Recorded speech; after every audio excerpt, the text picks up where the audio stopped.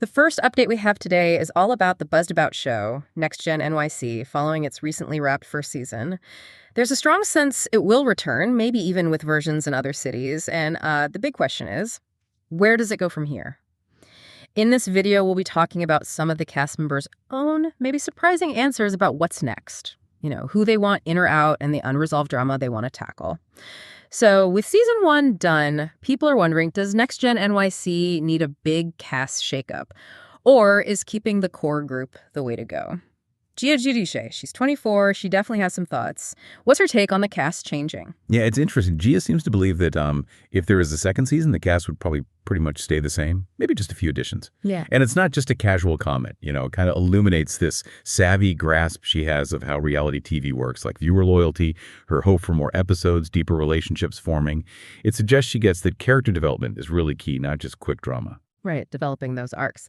And speaking of who might be added, the biggest name floating around is her cousin, Antonia Gorga. A lot of fans might think, oh, perfect fit, but Gia actually pumped the brakes on that idea, didn't she? What clarifies her stance there?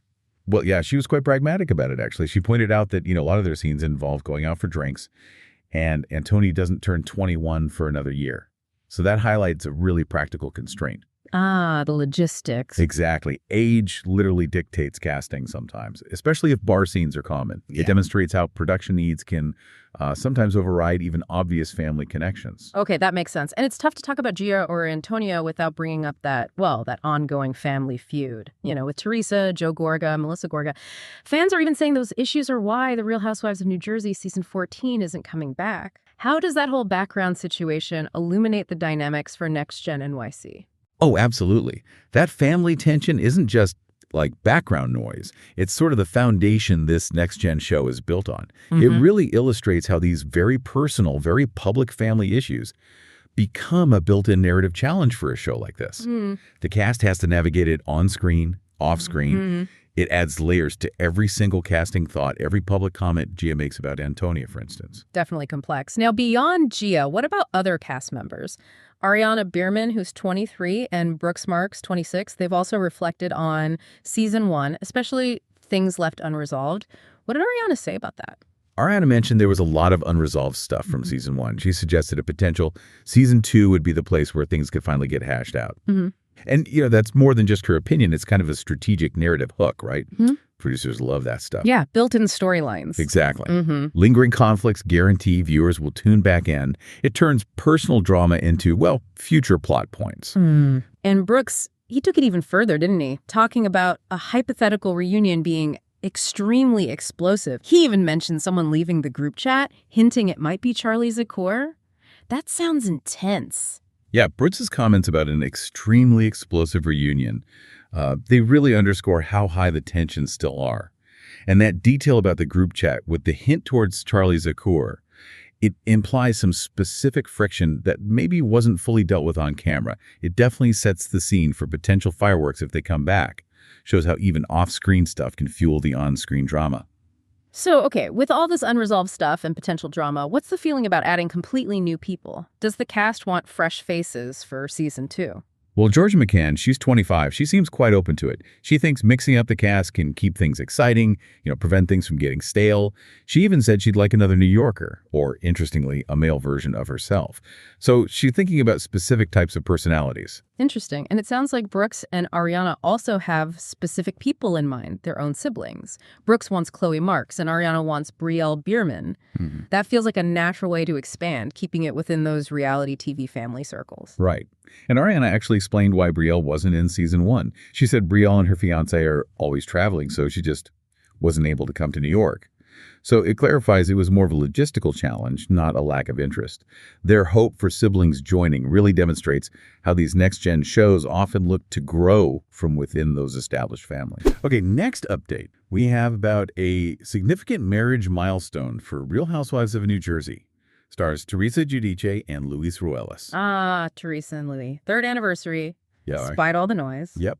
August 6th marked 3 years married, 5 years together since 2020. And they were very public about celebrating it, even with all the criticism and financial stuff swirling. How'd they mark it publicly? Instagram. Oh, yeah. Teresa posted an Instagram story with a neon sign saying, Te amo a besos, I love you with kisses. and then a main feed post with photos and a really heartfelt caption about how amazing he is, her RHOC best stepdad, acknowledging it hasn't been easy, but she sees how beautiful he is. Wow. That's laying it on thick. In a good way, I guess, for an anniversary. What did Leviss say? He commented, "Love you," and did his own post, calling her the most loving, supportive woman on the planet, thanking her for choosing him, saying every day is a gift. So a very united front. Very. Especially considering, the recent reports about debts and that interview walk-off Teresa had. Right. Okay, next update we have about let's just say, heated exchange between Real Housewives of Orange County's Tamra Judge and Gretchen Rossi, and Shannon Beador got dragged into it. Oh, boy. Tamra versus Gretchen again? What set it off this time? Tamra posted an Instagram story after saying a sneak peek of the new season where some co-stars were criticizing her mental health and leaving that New Orleans trip. Okay. What did she say? She basically implied they lacked compassion for her depression, unlike the compassion shown for Shannon Beador after her DUI. She wrote, "Maybe I should have gotten a DUI to feel compassion." Ooh, F. Bringing Shannon's DUI into it like that. Yep. And Gretchen Rossi saw it and went off F. I bet she did. Gretchen doesn't hold back. Not at all. Series of posts saying Tamra's comment really rubs me the wrong way. She reminded Tamra about her own horrible pain and depression after her fiancé Jeff died and Slade's son Grayson died. Right.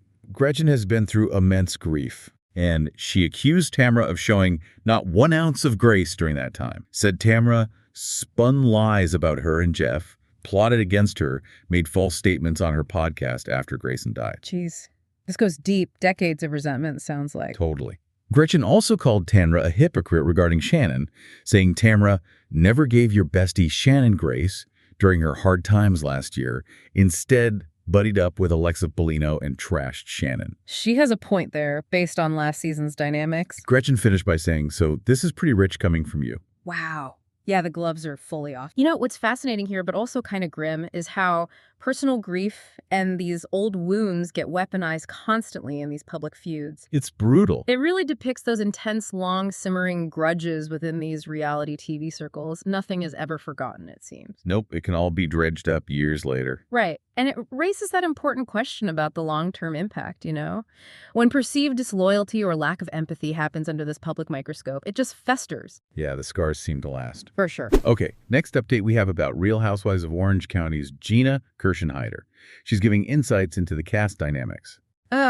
Gina, always spilling some tea. What's she saying now? Tamra? Katie Ginella? Both. And Heather DeReet, too.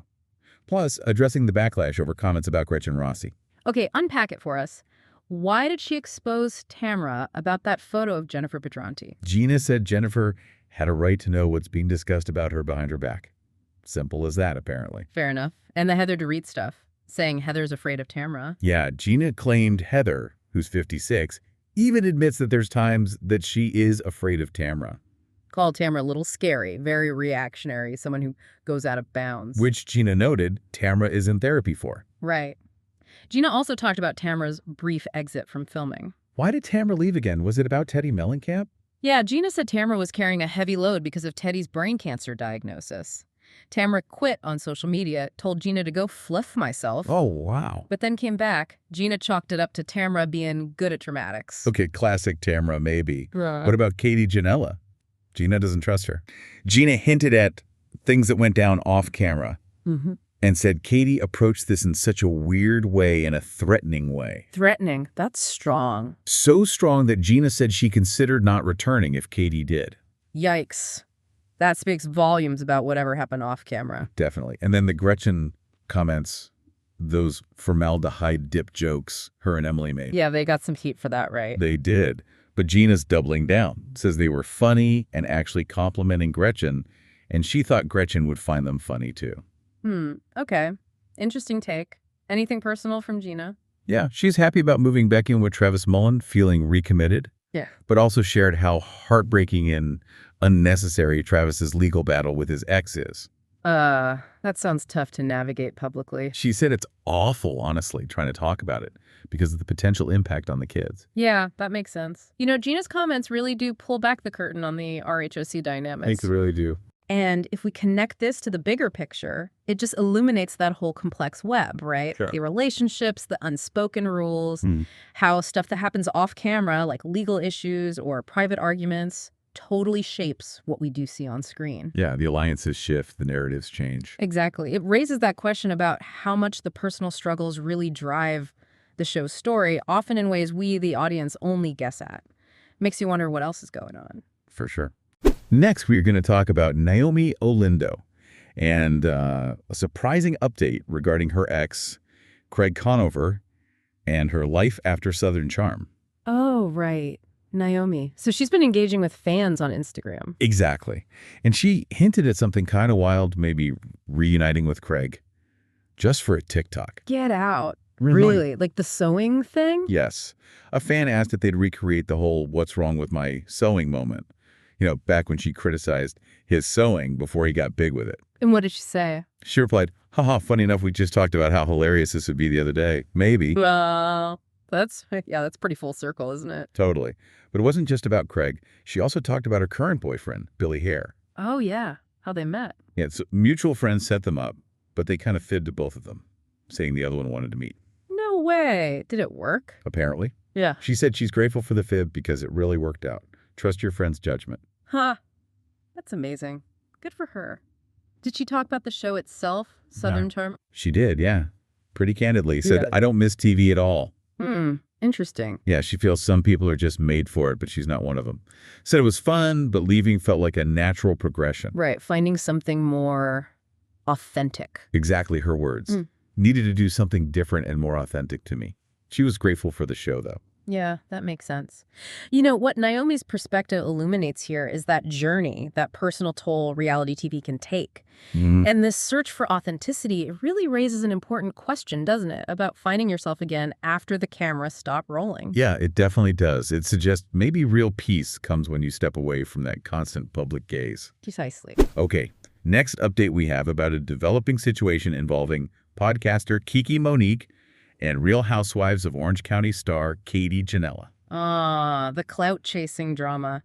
Kiki's pushing back hard, right? Pushing back very hard. She's even hinting she has screenshots to prove her side. Okay, so remind us how it started. Tamra Judge brought it up. Yeah, Tamra accused Katie of reaching out to Kiki. But Kiki says, look, when Katie was announced as a new housewife, Kiki followed her. Okay. But then Kiki noticed Katie was already following her. And then Kiki got a DM from Katie saying, I am honored. Oh, so Katie was the fan first, basically. That's Kiki's point. Exactly. Kiki laid it out on her show, Reality Checked. Said, so all I'm saying is you were a fan of mine before I was supposedly a fan of yours that was looking for clout. Right. And she wasn't having the clout-chasing label. Not at all. She was like, I host a show with one of the most iconic housewives in fucking history. Okay, if I wanted to have clout, trust me, I'm going to use other people than Katie Ginella. Ouch. Fair point, though, given her co-host. Right? And her co-host, Dorit Medley, just piled on. What did Dorit say? She basically dismissed Katie, saying, I don't think Katie's coming back next year, so who cares? Compared her to old hamburger meat. Wow. Brutal. But yeah, it speaks volumes about how quickly people can be seen as disposable in that world. Totally. Kiki seems determined to clear her name here. Next update we have about Brandi Glanville of Real Housewives of Beverly Hills and her ongoing struggles with a really mysterious facial condition. Oh, Brandi, this sounds absolutely harrowing. 2 years. Yeah, 2 years. Major depression, even suicidal thoughts, she said.